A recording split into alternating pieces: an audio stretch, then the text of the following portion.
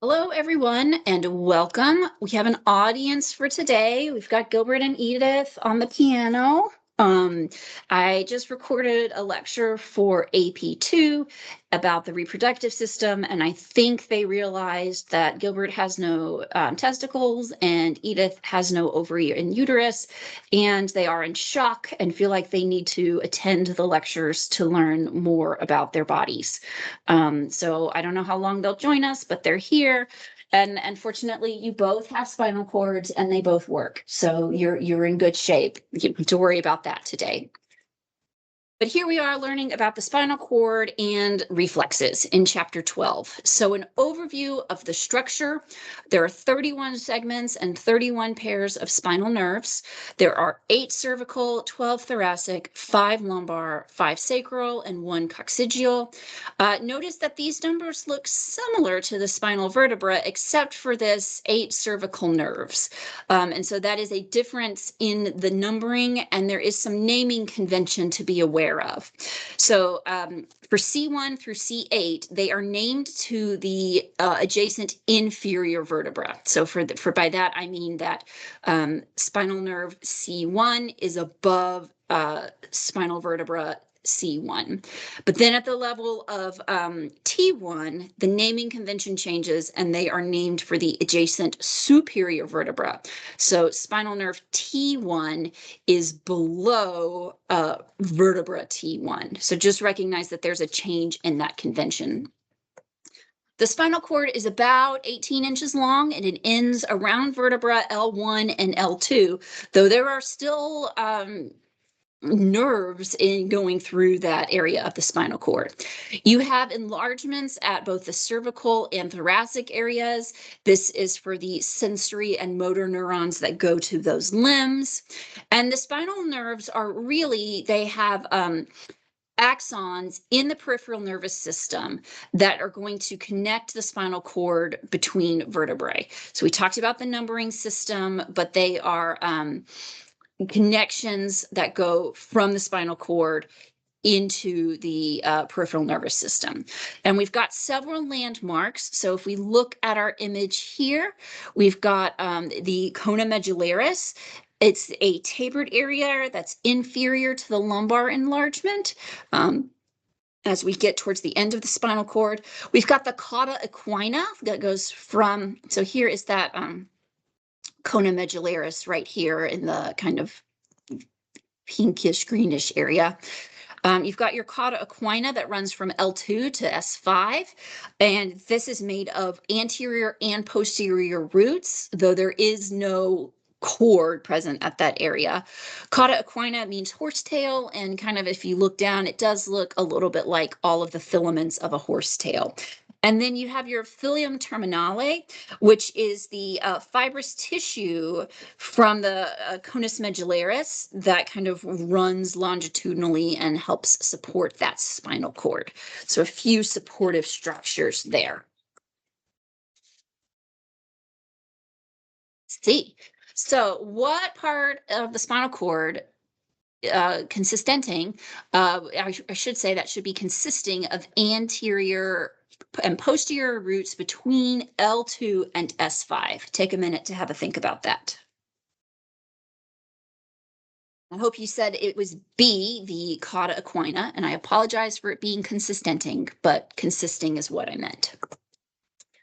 So let's look at the structure of the spinal cord, and we're looking at a cross section.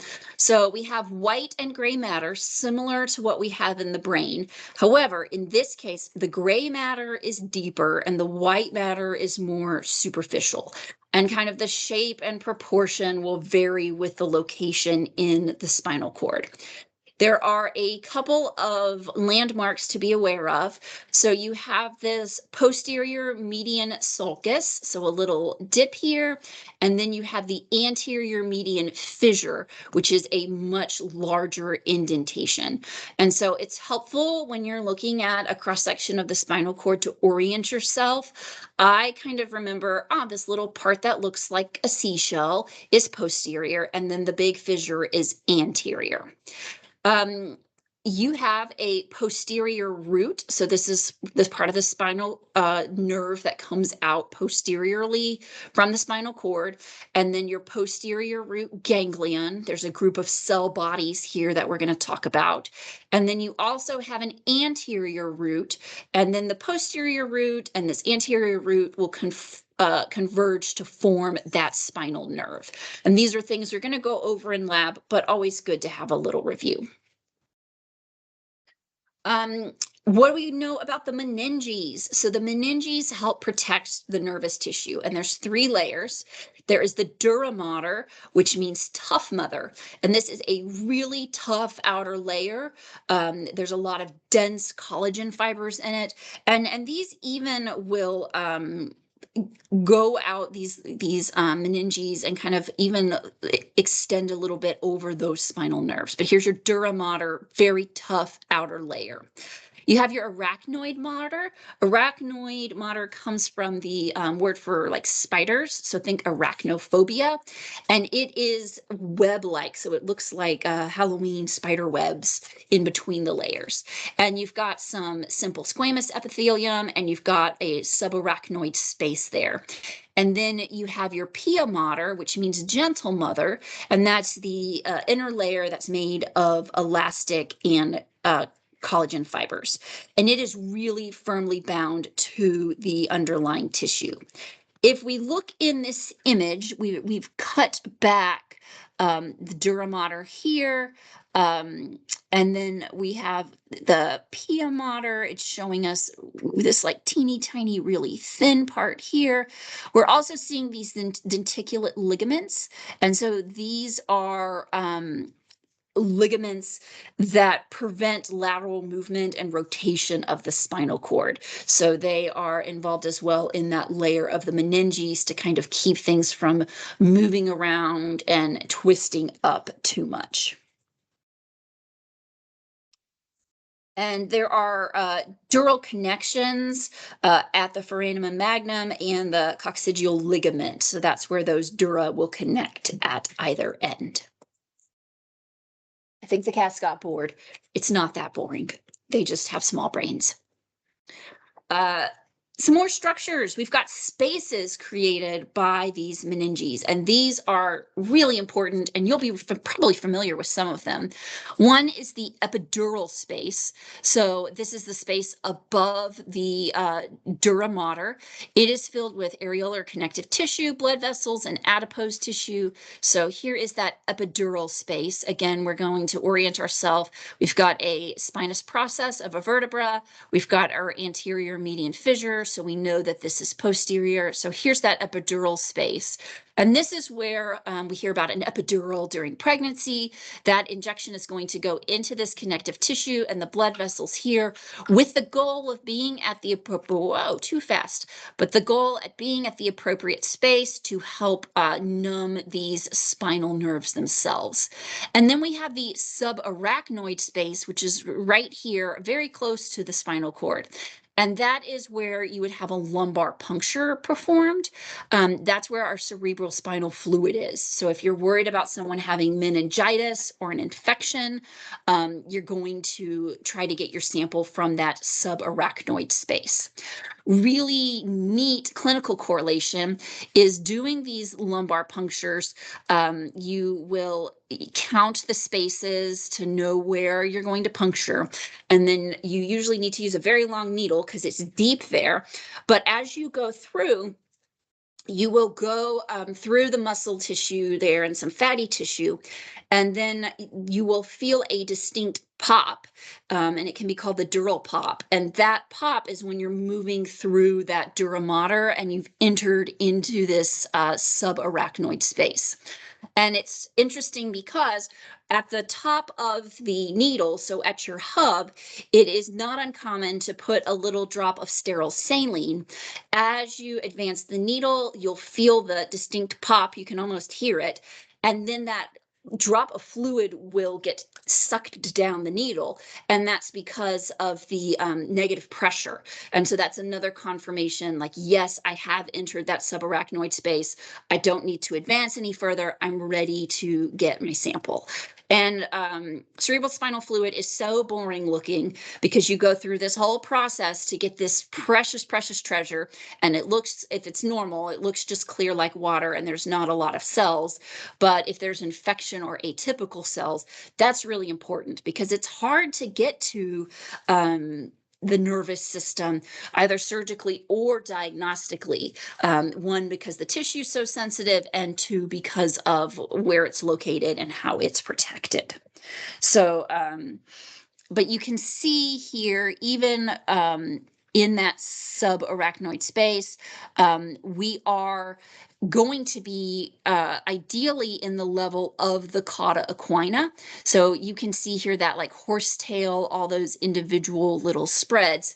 So your risk of hitting the spinal cord, if you're in the correct location, is not there, because hopefully we are going to be more inferior. We're going to be where there are just free nerves floating in the CSF. And so, you know, if the needle approaches a nerve, it will just kind of float out of the way. You don't have to worry about putting a needle through the spinal cord. So let's talk about functional organization. So we have gray matter, and the gray matter is what's integrating the sensory and the motor function. And gray matter comes in horns. So in gray matter, we've got an anterior horn, we've got a lateral horn, and we've got a posterior horn. And so the anterior horn is going to have motor nuclei. So motor function, always think anterior. Sensory function, always think posterior. And then this lateral horn is in the thoracic area only. It has some visceral motor nuclei. But in general, remember, posterior is sensory, anterior is motor. That's going to be a key thing. You have a gray commissure, and these are axons that cross the cord around the central canal. And there's an anterior gray commissure and a posterior gray commissure. And these are really highly organized. And so if you know where damage is located, you can identify, or if you have a good image of what the damage is, you can identify exactly where on the spinal cord it is.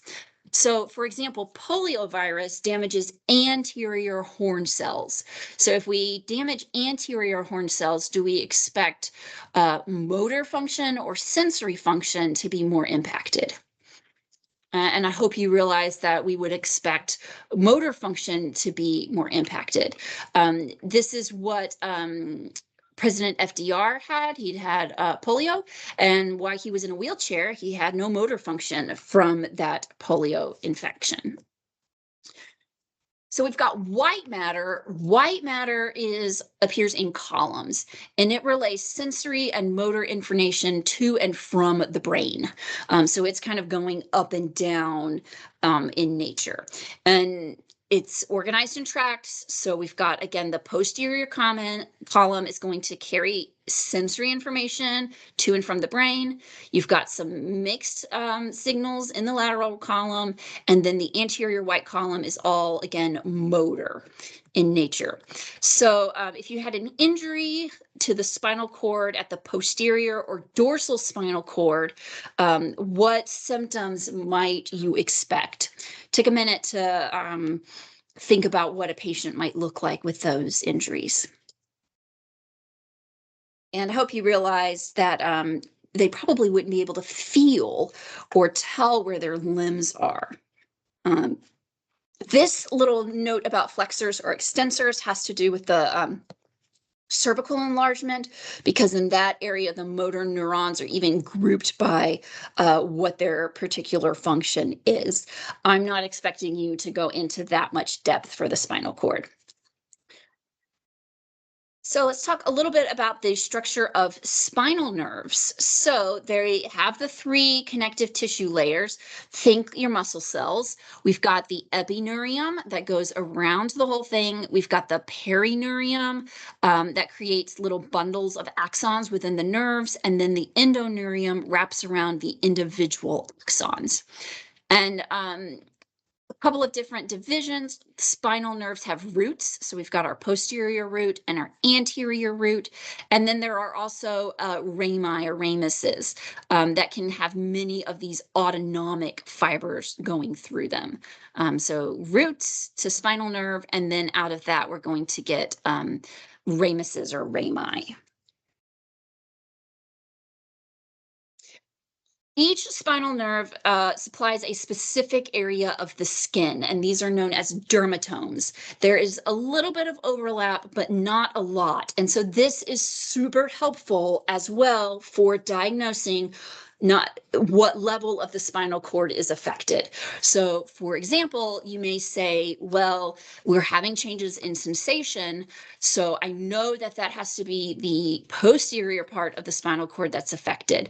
But by using the ability to test for the sensation or the motor function of each specific dermatome, you can say that, okay, for example, everything up to dermatome or everything from superior to dermatome T7 is looking fine, but inferior to that, we don't have a lot of sensation. So now I know that there's an injury to the posterior cord around the level of T7. I'm not going to ask you to do that, but just a little kind of example of how would we use this. So our varicella zoster virus, aka the chickenpox virus, lives in posterior root neurons and sensory ganglion of the cranial nerves. And so when it activates, the corresponding dermatome will have this painful rash and blisters. And that is for people that have had chickenpox for real. And so everybody's at risk. Herpes, it's a herpes virus, and herpes viruses are forever. There is a vaccine for people over 50 in order to prevent shingles, because shingles is incredibly painful and life disrupting. I am very jealous of people that did not have to have chickenpox. I'm one of the weird people that had it twice. But people that had the chickenpox vaccine, because they were not actually infected with it, they are not at the same risk for shingles. And then we kind of answered our own question: how could dermatomes be used to assess a patient with suspected spinal nerve damage? It would help us know which segment of the spinal cord is affected. So we're going to trace some sensory information pathways. So we've got sensory information. Remember, sensory information, it's going to come, we're going to say somatic sensations. We're not going to look as much at visceral sensations. So this is sensations from the limbs, for example. These are exteroreceptors. So they're going to come in through either the anterior ramus or the posterior ramus, where they will combine at this spinal nerve. If there's internal receptors for the visceral organs, those will also come in through a different pathway to come into the spinal nerve. And because this is sensory information, it is going through the posterior root to either the somatic sensory nuclei or the visceral sensory nuclei. And these sensory nuclei is here used as a word to say like a little center or a congregation or group of nuclei of what's going to happen. And this posterior root ganglion does have cell bodies. And so that's why ganglion, it's a little bit of a swelling there where those cell bodies are located. And then you get your dendrites and your axons that extend off of that.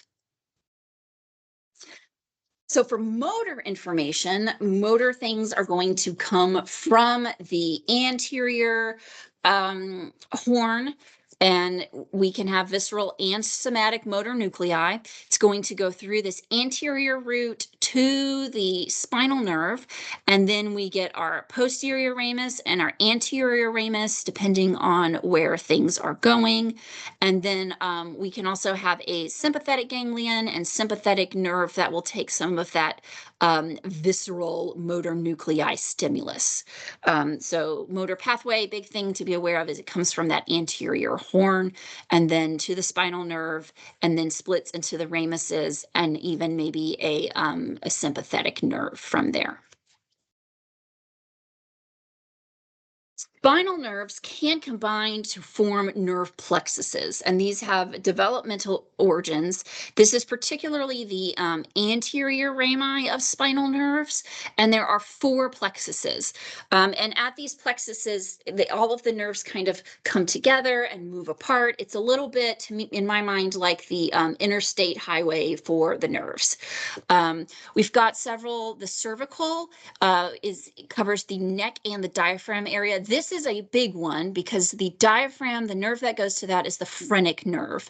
And this is why you can be completely paralyzed from the neck down, but still be able to breathe, is because that spinal nerve that triggers the diaphragm comes out up here between C1 and C5 at that cervical plexus. You've got a brachial plexus for the pectoral girdle and upper arms. You've got a lumbar and sacral plexus, sometimes called the lumbosacral, to combine them.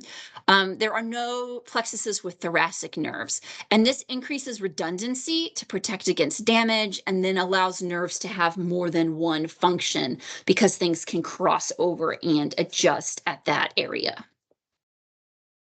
So we're going to go through the process of reflexes. Reflexes are super essential to maintain homeostasis, and this is what you'll be looking at in lab to see how reflexes work.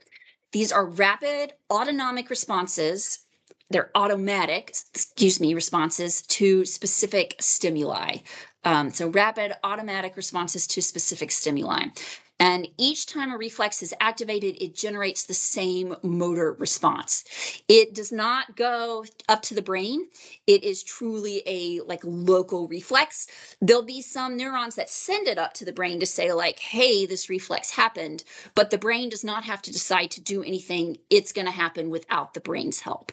And each reflex needs a sensory neuron, a motor neuron, and then maybe an inner neuron, depending on the reflex.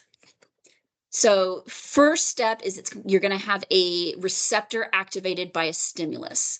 And the receptor can be a specialized cell, or it could be dendrites, and it's going to detect a physical or chemical change. So in our example here, this person is leaning on a tack. They're getting a physical change and receiving a sensation of pain. This sensation is going to go through a sensory neuron. So these dendrites will give you a graded polarization and then action potentials through the neuron. The signal is going to enter the spinal cord at the posterior root, but don't forget that the cell body is in this posterior root ganglion. So we'll get that axon into that posterior root. The information is going to be processed at the level of the spinal cord. So the sensory neuron will release its neurotransmitter. It's going to cause excitatory postsynaptic potentials at an inner neuron. And the inner neuron is also going to take into account other signals that might be coming in with more information. And then the inner neuron will stimulate motor neurons, and that's going to carry the directions for what the body should do in response. And collaterals from the inner neuron may send pain sensations to other areas in the CNS.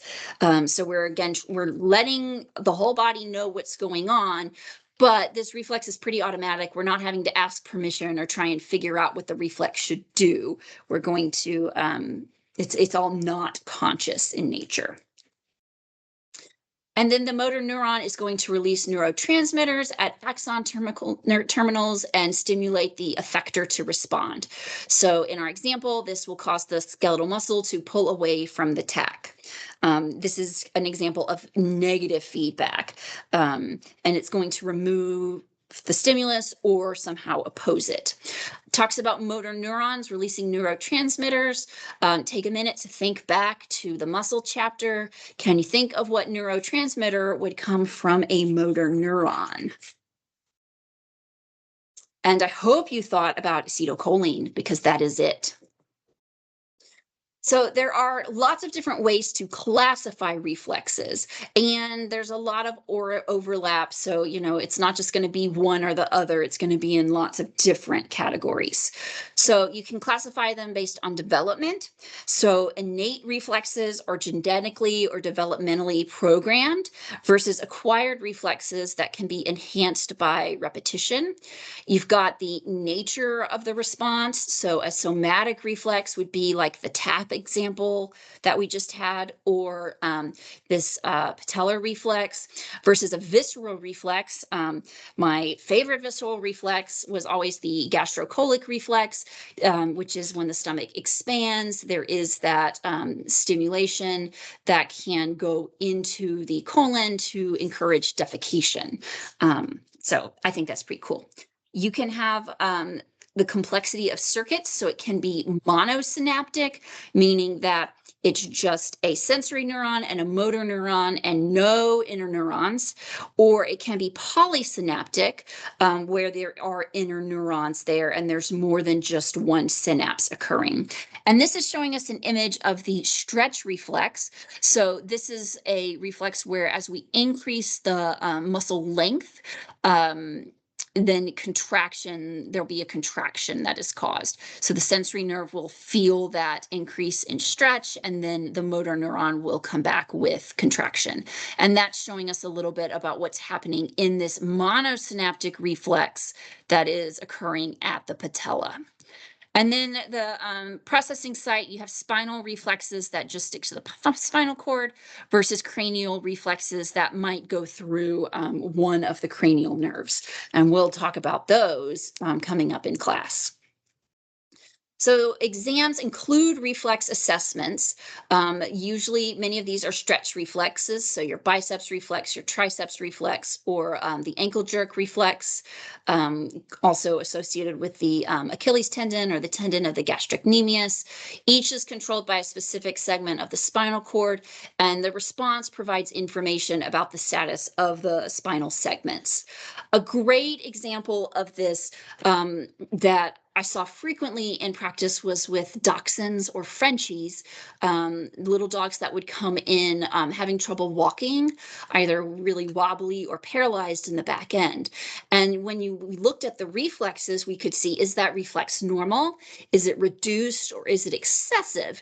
And depending on each reflex and how strong it was, that would enable us to identify exactly which segment of the spinal cord was injured or diseased.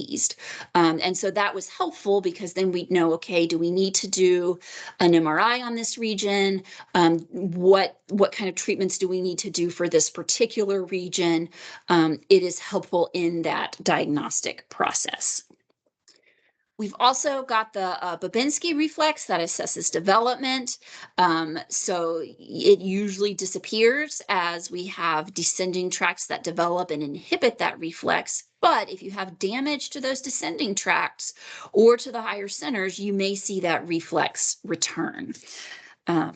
So here is a reflex chart. Do not memorize this chart. This is just letting you know some of the different reflexes that are there, some of the nerves that are involved, and what the normal response would be. So that's our introduction to the spinal cord. I know that there is a lot more in the textbook, but focus on this for right now. And I'll see you for the next one. Have a good day. Bye-bye.